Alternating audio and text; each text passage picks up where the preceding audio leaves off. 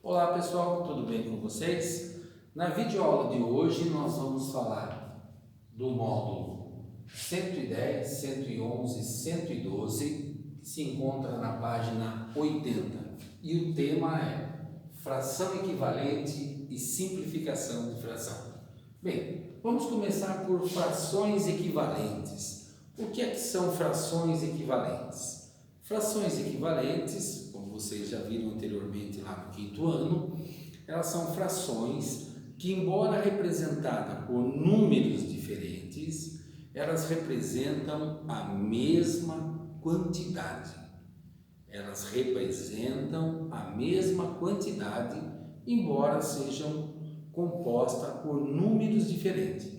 O numerador e o denominador são diferentes, uma fração da outra, mas ela representa a mesma quantidade. Por exemplo, todos vocês conhecem a fração meio. Quando eu digo que eu tenho meio, significa que eu tenho metade de alguma coisa. Observe que quem tem 3 de 6, 3 sextos, também tem a metade. Quem tem 4 de 8, 4 oitavos, também tem a metade. Quem tem 5 de 10, também tem a metade. Então, todas essas frações, meio, 3 sextos, 4 oitavos, 5 décimos, todas elas representam a mesma quantidade, mas são compostas por números diferentes. Então, se elas são compostas por números diferentes, mas representam a mesma quantidade, elas são frações equivalentes. Bom, como que eu posso calcular, como que eu posso determinar frações equivalentes? Basicamente de duas formas. Eu posso fazer multiplicando o numerador e o denominador pelo mesmo número, ou então dividindo o numerador e o denominador pelo mesmo número. Vocês vão perceber que toda vez que eu encontro, que eu calculo, que eu determino frações equivalentes através da multiplicação, sempre dá certo. Porém, no caso da divisão, nem sempre, porque às vezes um dos números, ou o numerador ou o denominador, não dá para dividir. Então precisamos tomar muito cuidado. Mas vamos ver alguns exemplos práticos. Por exemplo, como que eu determino, como que eu calculo uma fração equivalente para 2 terços? Muito simples. Eu pego um número qualquer, vou pegar o número 5 e multiplico o numerador e o denominador por 5. 2 vezes 5, 10. 3 vezes 5, 15. Pronto. Determinei, encontrei uma fração equivalente. Então, a fração 2 terços é equivalente a 10 quinzeavos. Professor, e se eu não quisesse usar o número 5? Você poderia ter usado um número qualquer, número 4, número 8, número 7. Vamos fazer a mesma coisa com a fração 4 quintos. Então, vamos pegar agora, por exemplo, o número 3. Se eu fizer 4 vezes 3, eu tenho 12. 5 vezes 3, eu tenho 15. Então, a fração 4 quintos é equivalente à fração 12 quinzeavos. Nesses dois casos aqui, eu utilizei multiplicação. Vamos ver agora se eu consigo fazer um caso aqui através da divisão.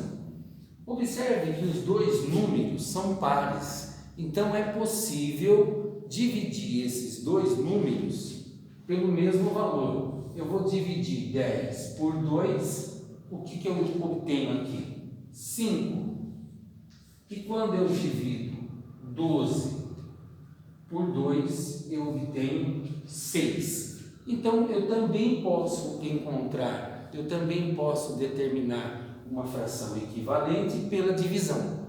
É claro que a multiplicação ela é mais comum, é muito mais fácil, mas também é possível determinar pela divisão. Então, aqui, 10 dozeavos é equivalente a 5 sextos. 5 sextos.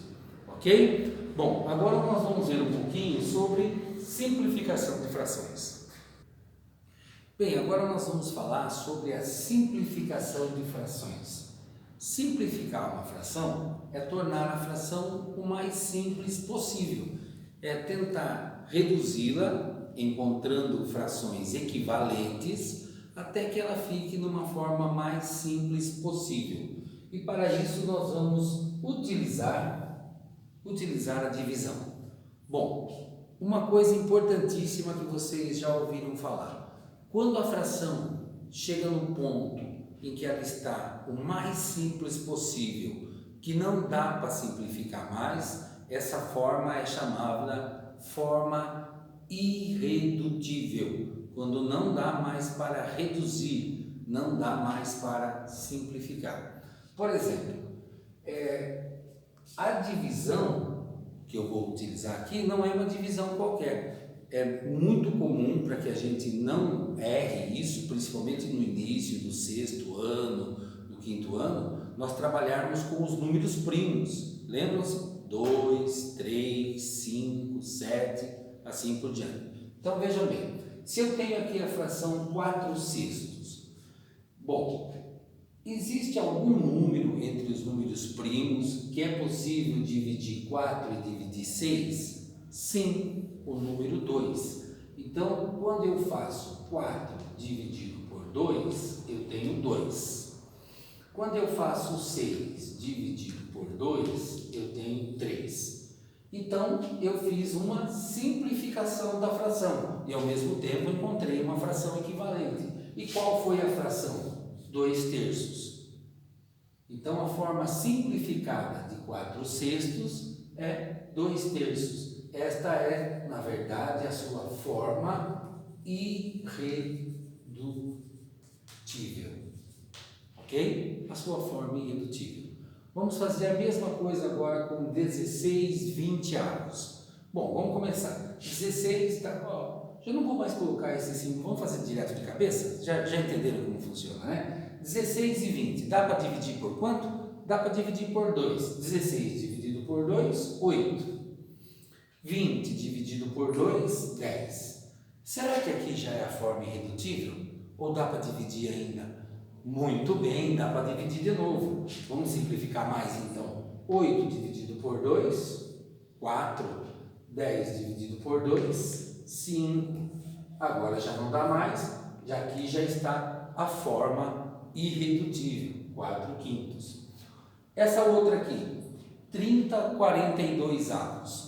Eu vou dividir, como os dois são pares, já fica óbvio, né? Por 2 eu tenho 15 e 42 dividido por 2 eu tenho 21. Acabou, não dá para simplificar mais. Será? Vamos pensar? Tem um outro número primo que dá para dividir os dois, que é o número 3. Então, quanto é 15 dividido por 3? 5. E quanto é 21 dividido por 3? 7. Então, 5/7 é a forma mais simples da fração 30/42.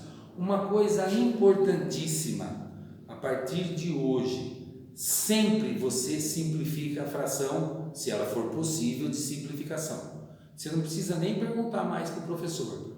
Se for possível simplificar, você sempre simplifica deixando na forma irredutível. Ok? Ficou bem claro? Então agora eu vou pedir para vocês, como tarefa, o módulo 110, 111 e 112, os exercícios do 1 ao 8, que começam na página 98. Bom estudos para vocês, fiquem com Deus e até uma próxima.